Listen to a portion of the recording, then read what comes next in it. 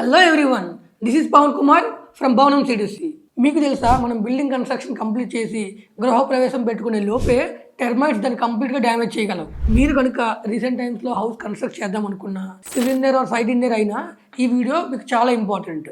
ఈ నెక్స్ట్ 4 minutesలో మనం anti termite treatment అంటే ఏంటి, కన్స్ట్రక్షన్ జరుగుతున్నప్పుడు దీన్ని ఎందుకు యూజ్ చేయాలి, ఎలా చేస్తారు రియల్ సైట్స్లో, స్టెప్ బై స్టెప్ ఈ వీడియోలో కంప్లీట్గా డిస్కస్ చేద్దాం. వరల్డ్లోని ఎవ్రీ 3 secondsకి ఎక్కడో దగ్గర ఏదో హౌస్ని టెర్మైట్స్ డ్యామేజ్ చేస్తూనే ఉంటాయి. దీంట్లో స్కేరియస్ట్ పార్ట్ ఏమిటంటే మనం డ్యామేజ్ జరిగిపోయే వరకు దాన్ని గుర్తించలేము. That's why after construction anti termite treatment అనేది కష్టమవుతుంది. డ్యామేజ్ జరిగిపోయిన తర్వాత మనం ఏం చేయలేము. సో దీనికి protection right from foundation start అవ్వాలి, before laying a single brick. Because once termites హౌస్లోకి ఎంటర్ అయితే అవి హిడెన్ టనల్స్ని బిల్డ్ చేసుకుంటాయి. మనం యూజ్ చేసే సర్ఫేస్ స్ప్రేస్ కూడా దాన్ని స్టాప్ చేయలేవు.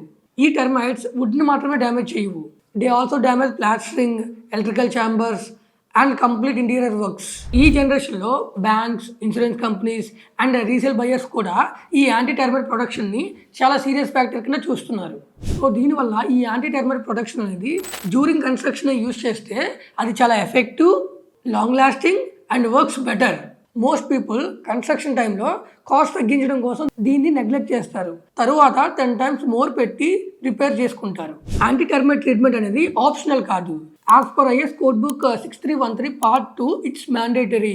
వీటిలో most commonly used chemicals are chlorpyrifos 1% concentration and imidacloprid at 0.075%. So ఈ కెమికల్స్ని సాయిల్లో యాడ్ చేసినప్పుడు ఇవి ప్రొటెక్షన్ బ్యారియర్స్ కింద యాక్ట్ చేస్తాయి, which termite cannot cross. During construction ఈ యాంటీ టెర్మైట్ ట్రీట్మెంట్ ప్రాసెస్ సైట్లో స్టెప్ బై స్టెప్ ఎలా చేస్తారో డిస్కస్ చేద్దాం. ఈ ట్రీట్మెంట్లో 5 stages ఉంటాయి. First stage is foundation trench treatment. Foundation concrete కన్నా ముందు bottoms, slides and excavated trenches దగ్గర ఒక స్క్వేర్ మీటర్స్కి 5 liters డోసేజ్ చొప్పున ఈ కెమికల్స్ని స్ప్రే చేస్తారు. సెకండ్ స్టేజ్లో ఫౌండేషన్ కాంక్రీట్ తరువాత డ్యూరింగ్ బ్యాక్ ఫిల్లింగ్ ఈ కెమికల్స్తో లేయర్ బై లేయర్ ట్రీట్ చేస్తారు. ఇలా చేయడం వల్ల టెర్మైట్స్ ఫౌండేషన్ వాల్ నుంచి పైకి వెళ్లకుండా ప్రివెంట్ చేస్తుంది. థర్డ్ స్టేజ్లో బిఫోర్ ప్లింత్ బీమ్ సాయిల్ని త్వరగా ట్రీట్ చేస్తారు.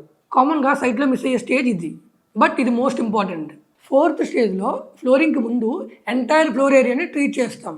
ఇది చాలా క్రిటికల్ స్టేజ్, ఎందుకంటే termites mainly floor through enter అవుతాయి. ఫిఫ్త్ స్టేజ్లో water pipes, electrical conducts and drainage systems దగ్గర ట్రీట్ చేస్తాం. ఇది కంప్లీట్ ఓవరాల్ ప్రాసెస్.